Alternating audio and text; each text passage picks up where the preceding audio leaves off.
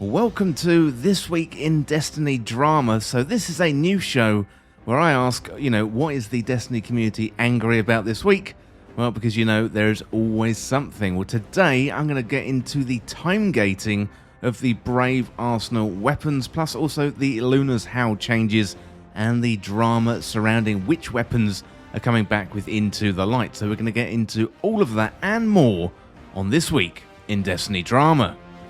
Well, if you enjoyed this video, then subscribe for more Destiny content, plus you can let me know in the comments what makes you mad in Destiny right now, and maybe I'll feature it on a future episode of This Week in Destiny Drama. Well, it was all going so well. Into the Light has been partially revealed with a new Horde mode, Onslaught, coming into the game, plus we got some of the strongest and most popular weapons from Destiny history coming back into the game in a free update on April the 9th, 2024. So here are the weapons that are returning. We've got Forbearance, Succession, Falling Guillotine, the Recluse, the Mountaintop Hammerhead, Blast Furnace, Edge Transit, Luna's Howl, Midnight Coup, Hung Jury SR4, and finally we've got Elsie's Rifle. So now we've got a few points of drama to talk about. We've got time-gated weapons, which weapons are coming back, plus also the rework perks and the weapon models as well. First of all, let's have a look at the weapons coming back. Most of them are pretty good. There's a few outliers which have stirred up a little bit of drama in the community. So the Hung Jury SR4 is probably the most contentious weapon of them all, with many asking why is this one being brought back again, especially given it's been available in Destiny 2 in the very, very recent past. A couple of others have raised eyebrows as well, including Forbearance and Succession, given they are still available in the game right now, but they do require older expansions and also going into a raid, which isn't something that everyone likes to do.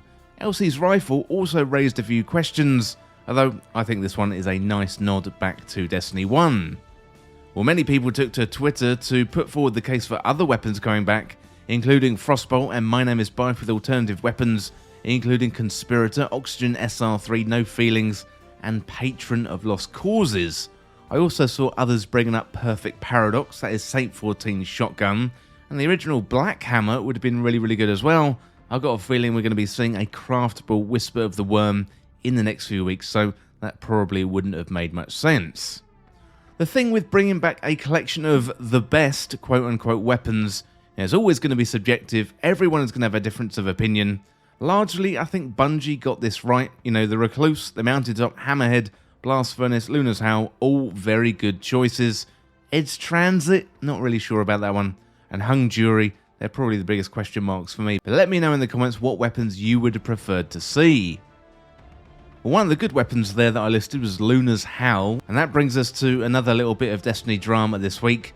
So Luna's Howl is seeing some big changes, and that has led some people to being pretty vocal about those changes. So here's what Bungie had to say about Luna's Howl. Originally, this was a precision frame 180 RPM hand cannon, and the magnificent Howl perk would let you 2-tap on the follow-up kills in PvP, driving massive amounts of players to engage with competitive PvP when it launched as a pinnacle weapon. The blisteringly fast time to kill was a bit over the top for the amount of effort the weapon required, so we reduced its rate of fire and redesigned the perk to have a higher reward for more effort than the original. So for this iteration, we've kept it as a precision frame, but this time it's a 140 RPM hand cannon and the redesigned Magnificent Howl perk. So this is where the number of precision final blows before reloading affects the total rounds granted with increased range and damage, and precision final blows with Magnificent Howl active extend the effect for additional rounds. So Bungie say this is going to allow for those 2-taps but with more effort required, and the precision frame will still make it very easy to control. Again, let me know in the comments what you think about the changes to Luna's Howl and also the Magnificent Howl perk. Well, next up we got the biggest piece of drama from the last week, and that is time gating weapons. So Bungie came out with a reveal stream on Tuesday, all was going very, very well, and then they released an article on Wednesday going through the Godroll perks, and then Bungie said this at the bottom of their article, talking about the Brave weapons coming to Into the Light.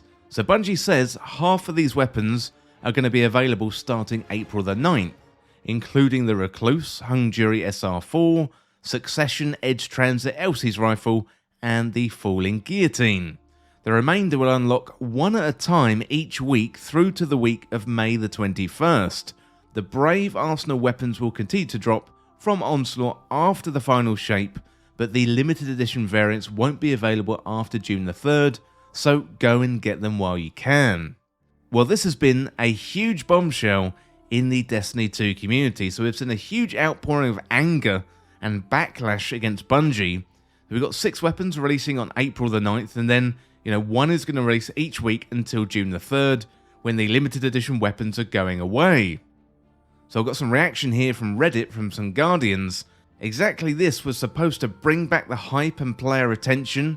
It was looking really promising for what we were getting, and then the last few lines of print just kind of made me realise why I'm stepping away from this for now and after the final shape for good. So they've always got some BS thing going on with the game that prevents it from being amazing. So we got another reaction here with another Guardian. So I was just telling my clan after the live stream that if Into the Light represents the direction they're taking the game in, I am all in. But then they timegate the damn weapons that we are all hyped about. Finally, I've got another reaction from another Guardian, and they say it really is night and day in how Bungie treats their players, and also how Arrowhead treats their players. And Arrowhead, of course, released Helldivers 2 earlier on in the year.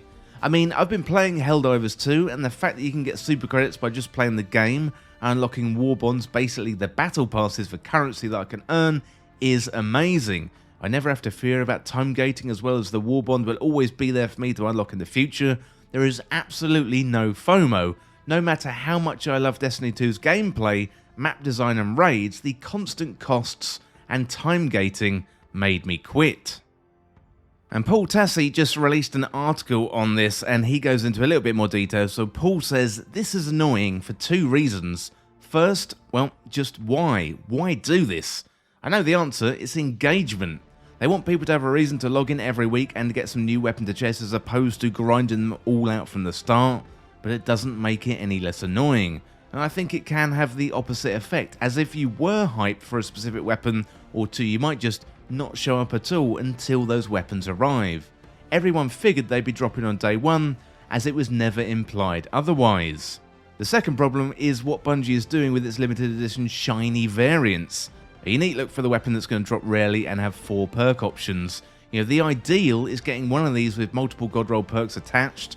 However, with this timeline, instead of 2 months to grind for them, you're only going to have 2 or 3 weeks for the last 2, as this entire limited edition thing is going away with the final shape. A true you had to be there thing is now crunched into a smaller timeline due to the time gating decision. So from Bungie's perspective, I imagine they want people to keep playing Into the Light and not getting all the weapons on the first day, but from a player perspective, this means they're not going to have much time to get that final weapon or the limited edition weapons either. Well, that is it today for this week in Destiny drama, and let me know in the comments what you think about the time gating of the weapons. What do you think about the Luna's Howl changes, and also which weapons are coming back with Into the Light? Let me know in the comments, we'd love to hear what you think. Well, that is it for this week in Destiny drama this week, and let me know if you want to see more of these. This is a new series, and I do plan to do one of these per week, because we've always got Destiny drama going on in the community. Well, as always, thank you so much for watching. Don't forget you can hit that subscribe button down below for even more Destiny 2 content here on Endgame Express.